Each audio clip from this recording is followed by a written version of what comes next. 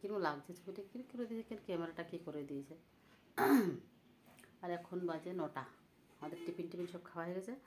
আর ছোটো মেয়ে স্কুল চলে গেছে, বড়ো মেয়ে শরীরটা ভালো নেই, তাই জন্য একটু জল ধরে দিচ্ছে আমার জন্য, মানে টাইম পাম্প চালিয়েছে। আর তোমরা কেমন আছো বলো, নিশ্চয়ই তোমরা ভালো আছো আশা করছি। আর আমার অবস্থা দেখো, কী অবস্থা দেখো, মুখে সারা মুখে দাগ হয়ে গেছে। এই শীতকালটা আসলে না আমার এই এমনিতে এই সাইডগুলো অল্প একটু দাগ আছে, সে দাগগুলো বেশি বোঝা যায়, আর এখানে দাগটা তো আরও বেশি বোঝা যায়।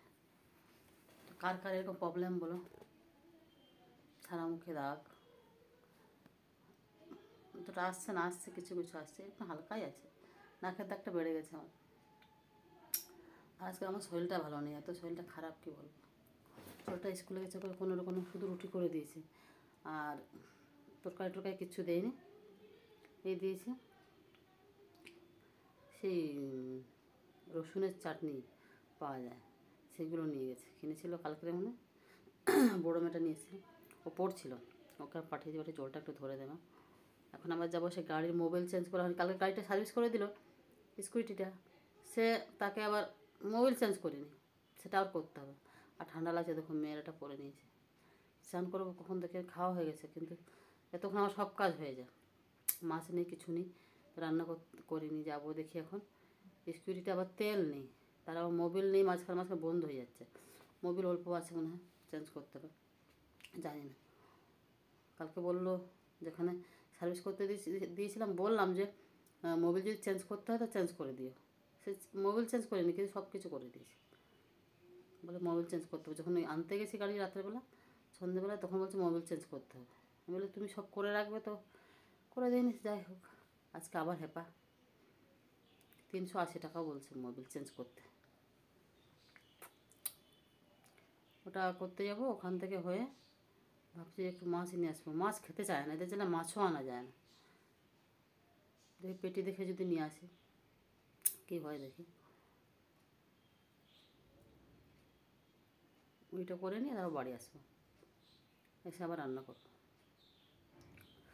আমলকি কিনে নিয়েছি 500 কালকেরে, সেইটাকে ভাবছি একটু আচার করে দেবো, আচার হোক যা হোক একটু করে দেবো। এই শীতকালে আমলকি ভীষণ ভালো। লাইটটা কম আছে বলে একটু ভিডিওটা অতটা ভালো আসছে না, যা আসছে আসছে। তো চলো এখনকার মতন যাই, পরে আবার এসে আর দেখা হবে, বাজার থেকে ঘুরে এসে।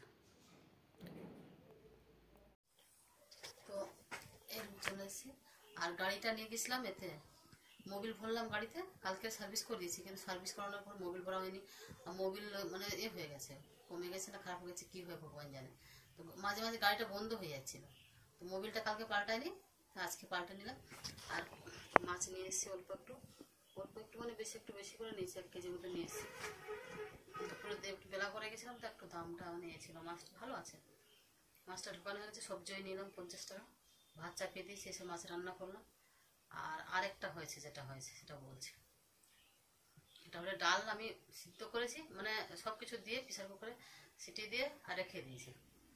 আর বাঁধাকপি আর আলু ভাজি করেছি, আর তাড়াহুড়ো করে মানে বেরোবো বলে এখনো কাজ হয়নি, ব্যাংকে যাওয়ার ছিল, ওখান থেকে এইসব কিছু কাজ ছিল, সে কাজগুলো করা হয়নি। ওই যে কটা কাজ পেরে সে কটা করে চলে এসেছি, এসে ভাবছি যে মাছটা না হয় নষ্ট হয়ে যাবে, রান্না করতে হবে আবার, যদি বেলা হয়ে গেছে এমনিতেই। বাড়ি আসতে তো 12টা বেজে গেছে, এসে দেখি না সেই প্রেসার কুকারটাকে সিটি মেরে রেখে দিয়েছিলাম, ও সব দেওয়া হয়ে গেছিলো, ভাবছি যে সিটি মারবো, আর 3টে সিটি দিলে হয়ে যাবে, আর সেভাবে করে রেখেছিলাম।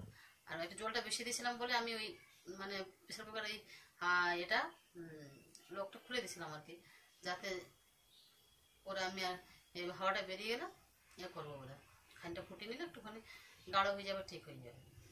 ও বাবা, এসে এবার থালা বাসন ধুতে যাবো, কড়াতে ভাজিটা করেছিলাম ওইভাবে সোজা চলে গেছি কলের পরে মাছটা ধোবো বলে। আর বললাম যে রিমিকে বললাম যদি কড়াটা নিয়ে আসলে একসঙ্গে কড়াটা ধুয়ে নেবো আর যাবো। ও কী করেছে, কড়াও নিয়ে গেছে, কড়াটা পাল্টে নিয়েছে, ওটা ভাজি ছিল, কড়া দিচ্ছে, আর এদিকে হচ্ছে প্রেসার কুকারটাকেও দেবে বলে নিয়ে যাচ্ছিল। তাই বলে প্রেসার কুকার আনতে হবে না, তুই ওখানে রাখ। ও কী করে প্রেসার কুকারের উপরে আবার অন্য জিনিসগুলোও ঢেলে দিয়েছে, ও দেখেই নিজের মতো ডাল আছে বলে, কী বলবো বলো। ডালটা গেল খাওয়া বসতে, ডালটা আর হলো না খাওয়া। এই ক্যামেরাটা কিছুটা হয়ে গেছে, কিন্তু মুখটা কেন মোটা মোটা লাগছে, কিন্তু অনেক রোগা হয়ে গেছে, কিন্তু যাই ক্যামেরা যদি মোটা দেখায় তাতেই শান্তি। অনেক কিছু কেনা ছিল, সেগুলো কেনা হলো না, মুদিখানার কিছু কেনা হয়নি। তেলটা নিয়েছি রান্নার জন্য, সব তেলটা নিয়ে পালিয়ে চলে এসেছি। দাদা শরীরটা ভালো নেই, ক্যামেরাটা কত বাজে আসছে ছবিটা, যাই কেমন আসতে আসতে। তো এই হলো কাজ করলো, আর ভাতটা চাপিয়ে এসেছি, ভাতটা ফুটছে মনে হয়। আর ডালটা নষ্ট করে দিয়েছে বলে একটু বোকানি দিয়েছি, তো বেচারা চুপচাপ ওইভাবে পড়াশোনা করছে, আমি এগুলো চলে এসেছি। আর ছোটোটা এত দেরিতে আসে, প্রায় 2:30টার দিকে আসে। ও 2:30টার সময় ও তো দেরি করে আসার পর ভাতটা কী হয় না, মানে হয়ে যায়, জল জল হয়ে যায়। জল জল না হলে ঠান্ডা হয়ে যায়, খেতে অসুবিধা হয়। তাই দেরি করে ভাতটা চাপাই। তবু আজকে একটু সকালে চাপিয়ে দিলাম, কারণ হচ্ছে বড়োটার আবার খাবে, ওর আবার পড়াশোনা আছে বলে ওকে আবার ও বেলায় খাওয়ানো যায় না। মানে ও দেরিতে খায় আর আগে খায়, মুশকিল হয়ে গেছে দুজনের দুরকম। তবু করে রাখবো, দেখি খাবে। আর ও যখন আসবে দরকার আর ঠান্ডা গরম করে দেবো ভাতটা, তরকারিগুলো ঠান্ডা হয়েছে না, ওই ঠান্ডা ভাতটা খায়।